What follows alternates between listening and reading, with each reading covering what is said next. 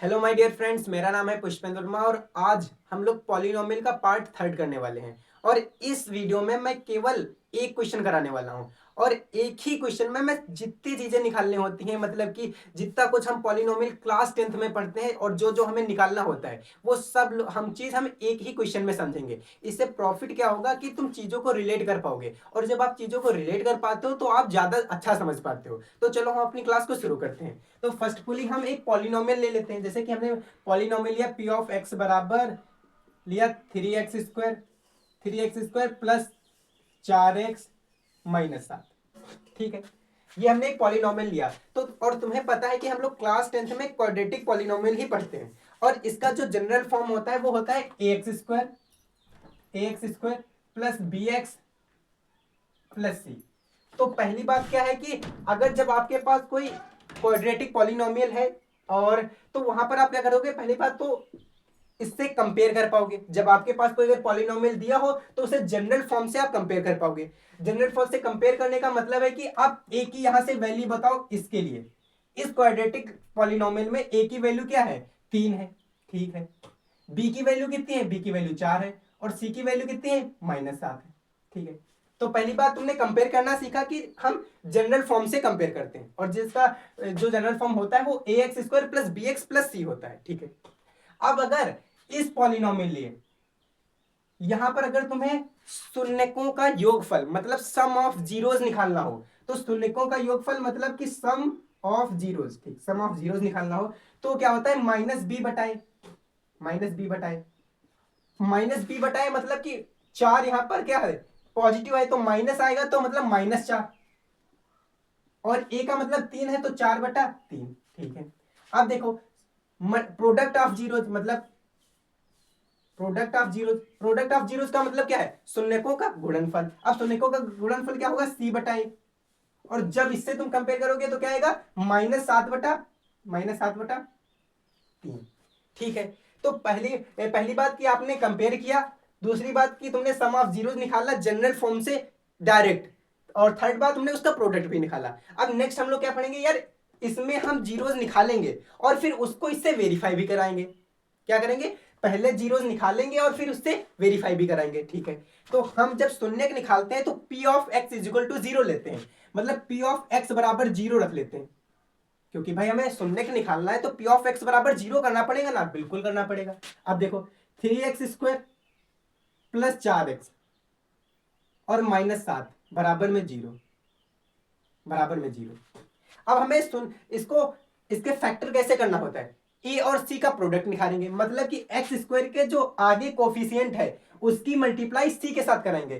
तो देखो इसकी करोगे तो 3 × 7 बराबर 21। अब किसी को लग रहा हो भैया यहाँ पर सी तो माइनस है, तो यहां पर तुम्हें माइनस के साथ मल्टीप्लाई नहीं कराना है, तुम्हें उठाना नंबर है, बट साइन यहां पर क्या डिनोट करता है ये मैं जरूर बताऊंगा। अब देखो जैसे कि यहां पर जो साइन है, जो यहां पर साइन है ये माइनस और ये प्लस, ये क्या कहता है कि हमें जो 21 को है ऐसा स्प्लिट करना है, लैंग्वेज मेरी समझना। जो प्रोडक्ट आया है 21, इसको ऐसा तोड़ना है कि घटाने पर +4 बनना चाहिए। क्या कहता है कि घटाने पर +4 बनना चाहिए। तो देखो क्या करेंगे, अगर हम लोग 7 में से 3 घटाएं तो 4 बचेगा। ठीक है, बचेगा ना 4, 7 में से 3 घटाएं तो 4 बचेगा, घटाया भी और प्लस का 4 बना चाहिए तो प्लस का 4 बना भी। और इसमें एक खास बात ये होती है कि जब हम जो नंबर्स लेते हैं उनका जब प्रोडक्ट करते हैं तो वो हमेशा इसका जो मल्टीपल होता है उससे इक्वल आ जाता है। ठीक है, तो 7 के 21 करेंगे तो 21 हमें मिल भी जाएगा, बिल्कुल मिलेगा। अब नेक्स्ट देखो चलो ठीक है, अब यहां पर हम इसको कैसे लिखते हैं, 3x स्क्वायर प्लस 4x की जगह हम लोग क्या लिख सकते हैं, 7 - 3 x - 7 बराबर में 0। अब देखो 3x square plus 7x - 3x -7 बराबर में 0। अब देखो दो का मतलब दो का हम पेयर बना लेंगे। अब जब पेयर बनाएंगे तो यहां से x कॉमन मिलेगा बिल्कुल मिलेगा। अब देखो यहां पर क्या बचेगा, 3x + 7। अब देखो यहां पर से अगर हम -1 कॉमन ले तो तुम्हारे पास क्या बचेगा, 3x + 7। और जब पेयर बनाते हैं तो उसमें भी एक बात याद रखना है, हमेशा जो ब्रैकेट में आएगा वो इक्वल ही आएगा। इक्वल क्यों आएगा? क्योंकि ऐसा ही स्प्लिट करना ही होता है, हमेशा इक्वल बनेगा, ठीक है, ये बात हमेशा। अगर इक्वल नहीं बन रहा है तो समझना कि तुमने कहीं पर ये गलत कर दिया है, ठीक है। अब देखो यहां से 3x प्लस 7 दोनों से कॉमन मिलेगा, तो 3x प्लस 7 हमने कॉमन लिया, तो हमारे पास अगले ब्रैकेट में बचा x माइनस 1 बराबर 0। अब देखो अगर हम लोग x की वैल्यू इससे निकालें तो 3x प्लस 7 बराबर 0 करेंगे तो x बराबर आएगा -7/3। दूसरा देखो जब हम x माइनस 1 बराबर 0 करेंगे तो हमारे पास x बराबर आएगा 1, x बराबर 1 आएगा, ठीक है। अब देखो सिंपल सी बात यह है कि तुमने x की दोनों वैल्यू निकाली, ठीक है। अब तुम्हें क्या पता है कि इनका जो जीरो मतलब सम होता है वो -4/3 होता है, तो हम वेरीफाई कर सकते हैं। कैसे करेंगे? इन दोनों को हम जोड़ें, अगर -7/3 और +1 को जोड़ें तो कितना आएगा? 3 एकम 3 और -7 + 3/3 जिसका मान होता है -4/3। देखो किसके इसके इक्वल आया, मतलब वेरीफाई करना है बिल्कुल। नेक्स्ट प्रोडक्ट देखें, मतलब कि गुणनफल। जब हम -7/3 का गुणा 1 से कराएंगे तो वो हमारे पास बनेगा -7/3, जो भी प्रोडक्ट के इक्वल आ रहा है। तो यहां से अगली बात तुमने क्या सीखी कि यार हम जीरोस निकाल के फिर कंपेयर भी कर लेते हैं, ठीक है। तुमने इतनी चीजें अब समझ ली। अब देखो नेक्स्ट चीज क्या है? इतना तो हमने समझ लिया, ठीक है। इसको हम लोग यहां से हटा देते हैं, इसको हटा देते हैं। अब अगली बात हमें क्या याद रखना है कि यार कभी कभी पता कैसे पूछता है कि तुमसे कहेगा एक जीरो को क्या मानो, एक जीरो को अल्फा मान लो और अल्फा का मान लो तुम -7/3, और एक जीरो मान लो बीटा और जिसका मान तुम 1 रख लो। मतलब x की वैल्यू तुम अलग अलग आई है, तो इनका एक को अल्फा कह दो, एक को बीटा कह दो, या फिर कुछ भी कह दे। ऐसा नहीं भी कह रहा है तो तुम्हें कुछ नहीं, तुम्हें अलग अलग एक वेरिएबल लेना है और उनकी वैल्यू मान लेनी है, ठीक है, मान लिया। अब तुमसे कुछ क्वेश्चन ऐसे पूछ सकता है कि यार अल्फा बटे बीटा प्लस बीटा बटे अल्फा बता दो।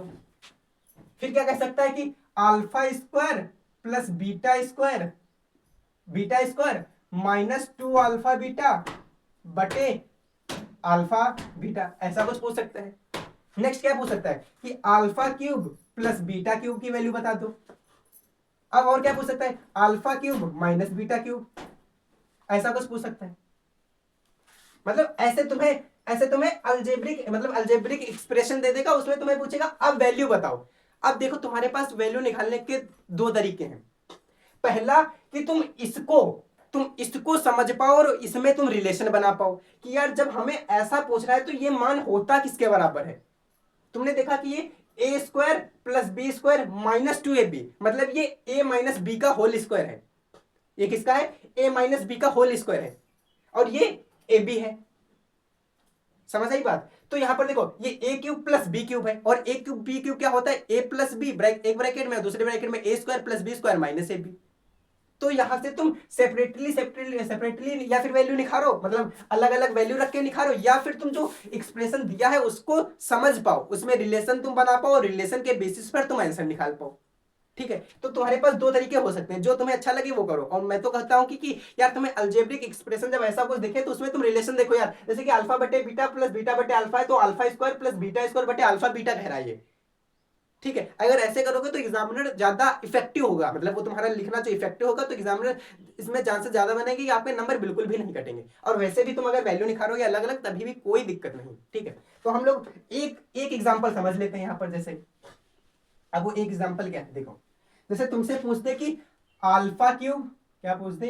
Alpha cube minus beta cube, या फिर alpha cube plus beta cube बटे अल्फा बीटा पूछ दे। अब पहली बात तुम्हें यह पता होना चाहिए इसके किसके इक्वल होता है। a³ + b³ होता है a + b मतलब अल्फा प्लस बीटा, और अगले ब्रैकेट में α² + β² माइनस अल्फा बीटा, और ये पूरे के बटे में कितना आएगा? पूरे के बटे में आएगा अल्फा बीटा, ठीक है। अब देखो पहली बात तुम्हें अल्फा प्लस बीटा का मान तो पता है। अब देखो अल्फा प्लस बीटा कितना होगा, अगर हम ये होगा मतलब -4/3। अब इसका हम अगर स्क्वायर करें, देखो हम क्या कर रहे हैं, अगर हम इसको स्क्वायर करें तो हमारे पास क्या मिलेगा? α² + β² -2 अल्फा बीटा, ठीक है। अगर हम इसको इधर लेके आए, अल्फा प्लस बीटा का होल स्क्वायर, अगर सॉरी यहाँ पर प्लस का करना है तो प्लस का आएगा, सिंपल है, ठीक है। यहाँ पर देखो, अगर हम लोग अब आए तो इधर माइनस आएगी, वैल्यू माइनस आएगी तो 2 अल्फा बीटा, और बराबर में क्या हो जाएगा, alpha square plus beta square. अब देखो अल्फा प्लस बीटा की अगर वैल्यू हम -4/3 रखें, क्या -4/3 का होल स्क्वायर -2, और अल्फा बीटा की वैल्यू कितनी थी, -7/3, और ये हमारे पास alpha square plus beta square की वैल्यू आएगी, बीटा स्क्वायर। अब देखो -4/3 कितना होता है भाई मेरे, 16/9, 16/9, और माइनस माइनस क्या हो जाएगा, प्लस, और ये कितना हो जाएगा, 14/3। अब देखो 14/3 को अगर हम लोग क्या लिख सकते हैं, इसको जब हर बराबर करो तो 3 से ये भी मल्टीप्लाई होगा, तो ऊपर वाला तो 14×3 42, 42/9 क्या हो जाएगा, 42/9। अब देखो इसको जब हम तुम जोड़ोगे तो 6×2 8 और 58/9 हो जाएगा।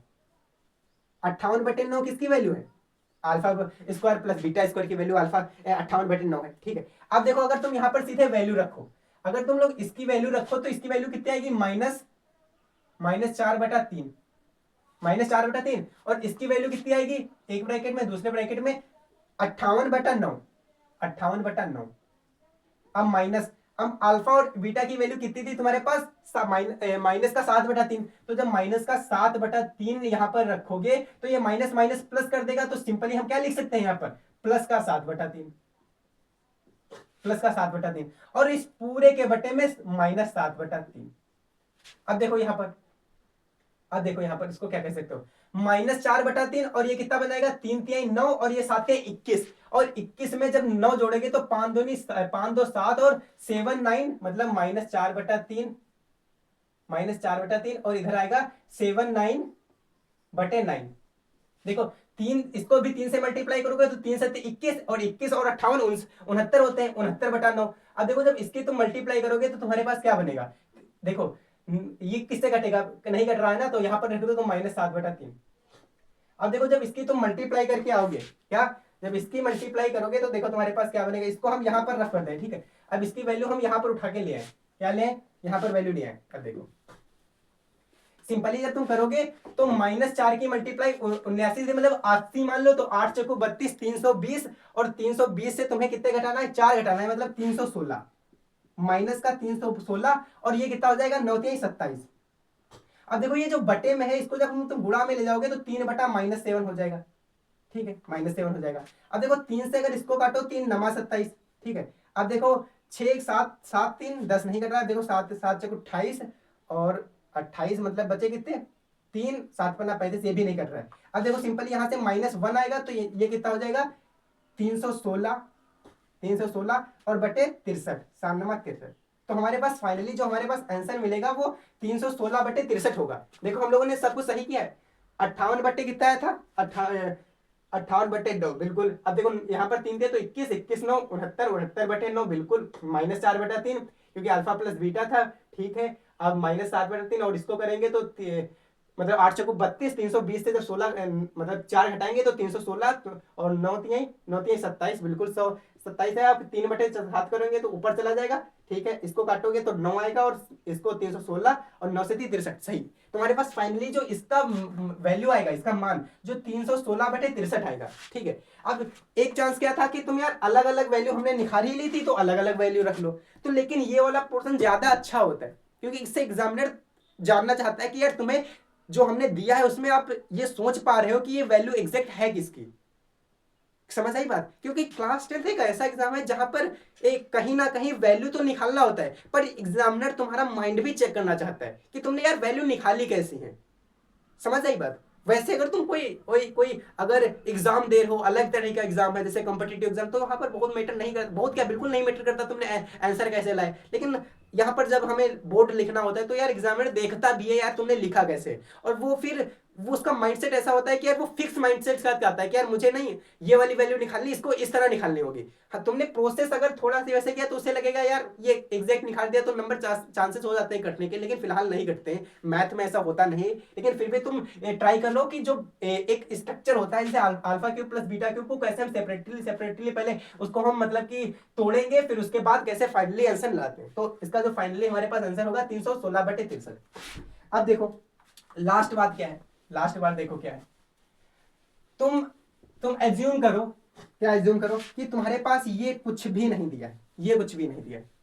क्या नहीं दिया है तुम्हारे पास, जैसे कि ये है यहाँ पर, इसको ऐसे मानो, क्या मानो कि अल्फा बराबर तुम्हारे पास -7/3 और बीटा बराबर 1, ऐसा दिया हो कि यार एक पॉलिनोमियल है जिसके शून्य जो है -7/3 और 1 है, तो तुम वो पॉलिनोमियल ही बता दो।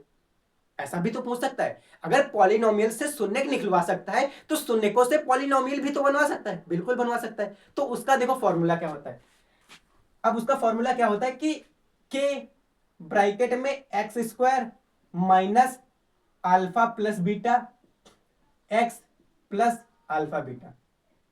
अब किसी को लग रहा हो ये भैया याद कैसे करें, तो याद करना पड़ेगा, क्योंकि यार इतना तो याद ही करना पड़ेगा ना, फॉर्मूला ही से याद कर लो। अगर तुम्हें डिटेल में जानना भी होता है कि यार फॉर्मूला आता कहां से, तो उसके लिए भी हम बना दे, ये आपको अगर मतलब आप कमेंट में बताइएगा कि हाँ भैया ये असल में फॉर्मूला आता कहां से, तो मैं उसको भी डिफाइन कर दूंगा। लेकिन इस वीडियो में ये फॉर्मूला डिफाइन करना तो थोड़ा सा ज्यादा मतलब लेंथी हो जाएगा और इसकी जरूरत भी नहीं है, फिलहाल याद ही कर लो, ठीक है। अब देखो के बराबर, अगर हम x² की जगह x² रखें और माइनस अल्फा और बीटा के इसको जोड़ेंगे तो कितना आएगा, -7/3। अब देखो इसको -7/3 और +1 x, अब देखो प्लस अल्फा की कितना मान है, -7/3 गुणे 1 और इसको पूरे में ब्रैकेट। अब देखो के बराबर x², देखो अब यहां पर कितना था, 1 था, -7/3 तो ये कितना आएगा, -4/3, तो -4/3 x, और ये कितना हो जाएगा, सॉरी यहाँ पर प्लस था, यहाँ पर माइनस, तो -7/3, ठीक है, -7/3। अब देखो के बराबर x² minus minus plus, plus का 4/3 x -7/3। तो तुम्हारे पास अगर के ना मानो, ऐसे मानो कि यार ये x² प्लस 4/3 x -7/3 ये भी तुम्हारे पास पॉलिनोमियल है, क्वाड्रेटिक पॉलिनोमियल, ये भी तुम्हारा सही आंसर है। बट हमें एक चीज और याद रखनी होती है कि हम ट्राई करें कि यार ये जो अपॉन में आता है इसको हटा दें। अब इसको हटाने का तरीका कि जो अपॉन में है, मतलब जो मतलब डिनोमिनेटर में है उसका क्या करो, एलसीएम ले लो, और एलसीएम लेके की वैल्यू वहां पर रख दो, जिससे होगा क्या, वो तुम्हारा कट जाएगा। कटने का मतलब देखो, जैसे कि यहाँ पर 3 है, यहाँ पर 3 है, यहाँ पर कुछ नहीं, तो इसके माने 1 मानेंगे तो सिंपली क्या हो जाएगा, 3 3 1 का एलसीएम 3 आएगा, तो हम के बराबर 3 रख लें, के बराबर 3 रख लें, तो हमारे पास क्या बनेगा कि 3 से जब इसको मल्टीप्लाई करोगे तो 3x² प्लस 4/3x को 3 से मल्टीप्लाई कर दो, फिर -7/3 को 3 से मल्टीप्लाई कर दो, तो यहाँ पर हमारे क्या बनेगा, ये 3x हो जाएगा, क्या हो जाएगा, 3x², और ये 3 से 3 कैंसिल आउट, तो हमारे पास क्या बनेगा, प्लस का 4x, और ये 3 से 3 कैंसिल आउट, -7। तो हमारे पास फाइनली देखो 3x² प्लस 4x -7, ये वाला पहले वाला ही पॉलिनोमियल आ गया जो हमने क्वेश्चन को शुरुआत में लेकर रखा था।